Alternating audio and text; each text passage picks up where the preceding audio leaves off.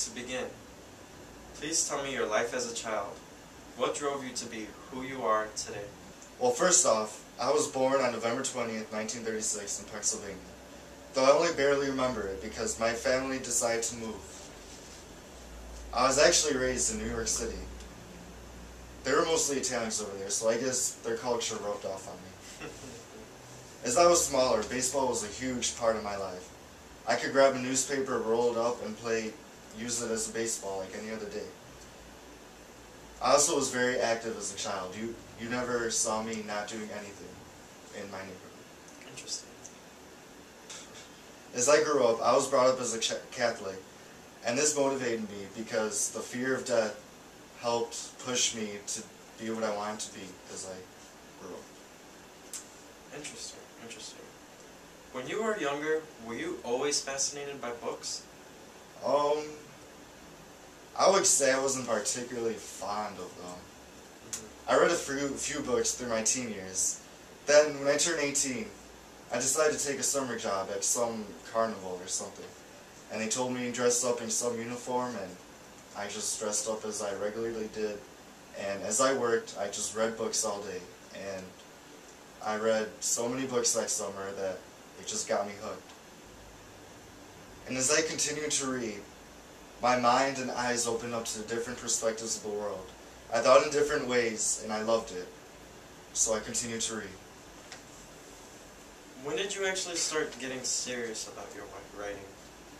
It took me a while to actually get into that career. I was working in an ad agency for a while, but then after a few years of bad luck and close calls with bad incidents, I decided to finally quit. And when I quit, I used my free time to write, but I didn't take it very seriously. Tell me, how did you get your inspiration for your first novel? My first inspiration to write a novel came to me while I was on a trip to Maine with a few of my friends. I was sitting on a railroad track. I don't remember why, but all I remember is I look up and I just see a beautiful view of a street and all the elm oaks all around. Something about that view inspired me to write the book, Americana. It took me a while to write this novel, but it broke the ice for my writing. I finally had ideas flowing after that one moment. What were your inspirations for each of your novels? How did you keep your stories fresh? After I wrote my first novel, Americana, I started traveling abroad. I was in Greece for quite a few years, actually. I don't know why, but being in a new place for so long cleared my mind. I could think and know exactly how I felt. I could taste, see, and hear everything clearly. Everything made sense in my head. It was during these moments that inspiration would hit me. I read your book, White Noise, which was great, by the way. Now, how did you come up with the idea to write that novel? After I came back to America for my trip from Greece, After I came back to America from living in Greece, I noticed something with television.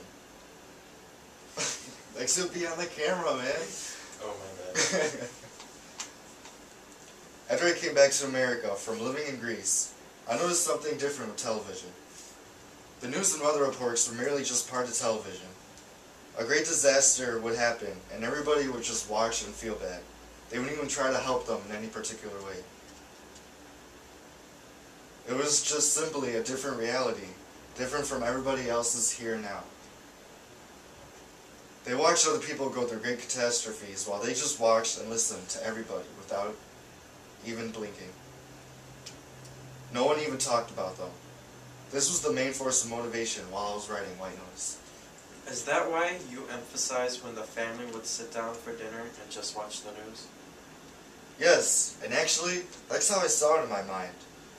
Families would just sit together around the television and just watch and listen as people's lives would ended and others fought for their lives. I saw it as a sickness, though I did do it myself. Why didn't you start promoting your books until you came out with your last one, Libra? Writing Libra had a strange effect on me, and it still does. I included so much of myself in that book, and with the way I wrote it, the ending had unlimited meanings. And as I wrote, I realized this would be of great use to others to read. So then I started doing promotions and presentations for my book. And once the readers started seeing my name more, they started taking hold of my other books. So in all, my promotions helped my book spread from reader to reader. What are your plans now that you retired from your promotional career? Well, one day I started writing. I didn't even know what I would make of it. But I just kept writing and writing. And it turned out to something I didn't expect. I turned into the novella, Pavko at the Wall. I never felt finished with it, so I just continued to add to it, coming up with different ideas. But for the rest of the day, when I'm not adding to it, I go running. Running always helps clear my mind and think about things in different ways. It helps organize my thoughts in a great way. Do you ever plan on writing new novels? I think I'm finished with that. Like I said, I write to add to that novella. I think I managed to put most of my ideas down on paper. And inspiration is hard to come by. So now, I just enjoy reading a few novels myself in my free time. Thank you. Thank you. It was nice meeting you. Yes, sir. Thank you for the interview.